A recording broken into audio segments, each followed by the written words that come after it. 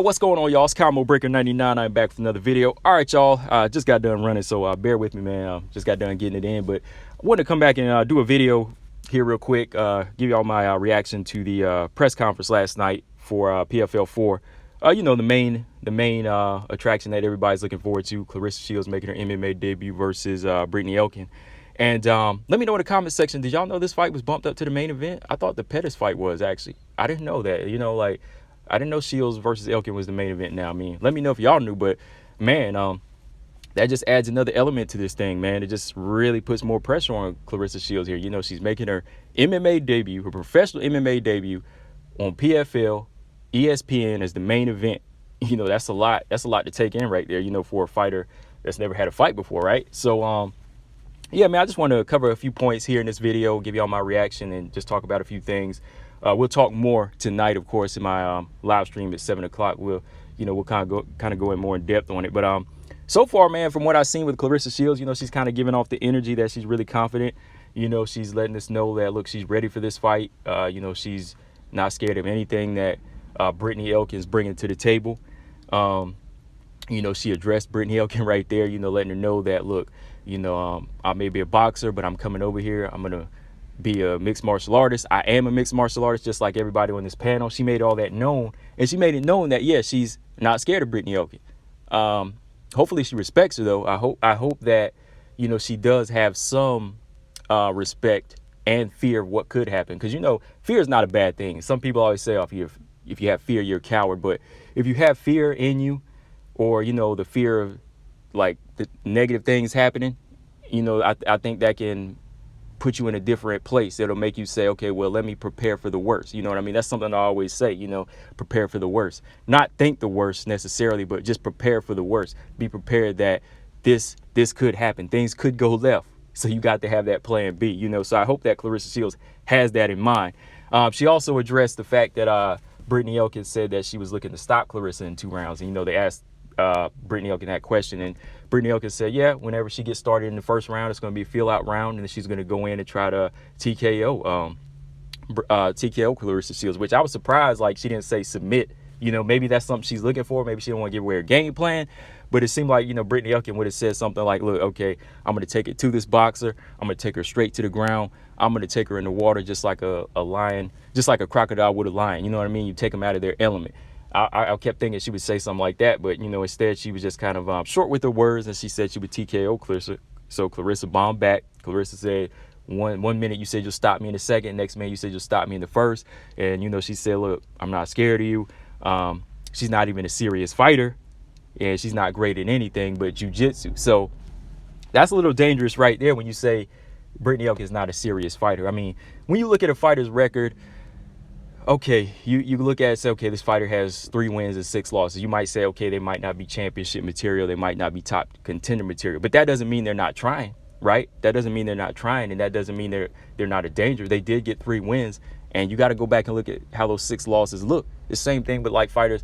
Well, Brittney Elkin's not the same as, like, a Roxanne Modafferi or, you know, like a Randa Marcos. Those fighters, they may have a lot of losses, but those are hard losses. I mean, those are, you know, hard-fought losses. Like, the people that beat them, they really had to go through hell and back to get it. You know what I mean? So for Claressa to say she's not a serious fighter, I hope she doesn't really stand by that. You know, I hope she does respect what Brittney Elkin can bring to the table. That's something I always respect about MMA fighters, you know, coming from the boxing background and loving boxing so much. You know, when I first took it in, I was like, wow, these fighters, they really are disciplined in so many things. You know, they really have to be aware of everything. You know, it's kind of like being in the Marines, right? You know, Marines, they gotta do everything. So you have to kind of salute these fighters, you know, the way they bring it to the table. So I would never say she's not a serious fighter. Like, that was my reaction to that. Like, whoa, you know, I was like, whoa. But I don't know if y'all noticed, like, I almost called this an interview when I did this video, but, you know, it was a press conference. It was the press conference before the fight. And I almost said Claressa Shields interview. You know, I was about to say, oh, let me do my reaction to the Claressa Shields interview, because it was like media was really focused on Claressa in this one. I mean, for good reason, because she is the more popular fighter here. But I was like, yo, do they even know she's fighting Brittney Elkin here? I think maybe like three or four questions were for Brittney Elkin. Like they showed the reaction, and you could just see like Brittney Elkin just kind of chilling, like looking to the side, just kind of waiting for this thing to be over. You know, Claressa was giving her answers, and you know she was talking more because you know they were asking her the questions, so she was just kind of you know putting everything out there, you know, spilling it, you know what she's been working on, how the transition's been. Basically, this was like a Claressa Shields interview, like you know like the interview before the fights, you know, like one of the 24/7s for boxing or something. But yeah, Brittney Elkin, I felt like they could have asked her a few more questions, because I think if they would have asked her a few more questions, like even the media that was coming there, like it just made them come off as more like casual. Like for me, I want to know about both fighters. You know what I mean? Of course, I do interviews with some fighters and I don't do it with their opponents because it's easier to get some fighters. Some fighters answer me right away, you know, when I do interviews for my channel. But like, I think for, you know, professional media, I like to see a good balance there, because I know she's the heavy favorite and, you know, Claressa is the more popular fighter in boxing. But they need to kind of build this thing up, you know, build this thing up to make it look like a big challenge for Claressa, because it is. It's going to be a big challenge. And I don't want everybody focused on this one person. And then after that, boom, out of left field, Brittney Elkin scores a submission win. You know what I mean? So they have to understand that, look, this is a dangerous threat, and we got to know what's on the mind of Brittney Elkin. Like, I wanted to see, like, these guys say, oh, I got a question for both fighters, but they kept saying, all right, this question's for Claressa, this question's for Claressa. So, I mean, it's cool to see Claressa get that shine, though. I like to see her get her shine. I wanted to see her reaction to how everything is, and she seems to be taking it in, you know, she's loving it. But I just wanted to see in this type of situation what's on that fighter's mind, what they've been working on, and, you know, kind of read their demeanor. You know, she was just kind of waiting for the thing to be done. She answered a few questions, but other than that, it was just like they kind of overlooked her, even more so than Claressa's overlooking. I mean, Claressa's not per se, you know, she's saying she's overlooking her, feeling like she's not a serious fighter, but of course they're training for her. But when you look at the media, they were just like overlooking her to me. And I think, again, like it would have been interesting to hear more about her, because they got to understand like the difference too in like experience and training. Like Claressa said, you know, as she kind of, you know, retaliated back at Brittney Elkin, she was like, she's prepared. You know, she kind of went on and said, look, I've been training for 7 months for this. And, you know, I've been training with everybody in Jackson Wink, from Arlene Blinko, John Jones to Holly Holmes. She was just name dropping, putting all these names out there like that's going to help her. It's not going to help her in there, you know, by, you know, bringing all this energy. But, I mean, bringing the energy is good, but it's not going to help you when you actually get in there. It's all about execution. What else? So, yeah, when she just mentioned the 7 months, and then I heard that 12 years experience for Brittney Elkin, I just was thinking like, wow, like, I know Brittney Elkin's not the best MMA fighter, and I can pick apart some things that she's done wrong in her fights where a fighter like Claressa could beat her at. But 12 years of experience, you know, she could probably see some openings just like that on Claressa Shields. You know, there's so many things she could capitalize on as far as, you know, going in for the takedowns, switching levels, calf kicks. You know, there's some things that a fighter with that many losses, even with that many losses, they could go in there and expose a newbie, especially if that newbie's never grappled before, never been in underground grappling tournaments, they've never been in any Muay Thai fights, they've never had any amateur MMA fights, right? So there's a lot that Brittney Elkin can work with here, you know, so they have to understand 7 months of training versus 12 years of experience. That's something to read into. You got to read into it, which we'll talk about tonight.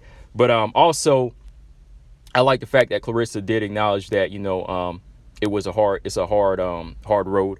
It's a hard road, and you know she has been working on her takedown defense. She says she's been taken down multiple times, kicked in the face, taken down, you know, repeatedly. So they've been locking the cage up, and they've been working on their jiu-jitsu, and they're working on their grappling. But I think for a fighter like her right now, it's good to work on a little bit of it, but it's going to be a big part to work on that takedown defense. And I like the fact that she did say she was transitioning from her boxing to striking. So it was kind of jumping out of the element, and you'll see the difference. You know, you actually see that difference, which is true. I mean, Wmma does. You know, Wmma coming from Muay Thai, excellent transition into striking, you know, MMA striking. And, you know, I want to see if Claressa Shields can have that type of fluidity and that type of movement, because it's going to be necessary if that's going to be her game plan the first few fights, which it should be. You know, striking should be her #1 forte, because, you know, that's the easiest thing for her to grasp right now. You can't learn wrestling and BJJ overnight. You know, wrestling takes years and years upon years, and BJJ, depending on which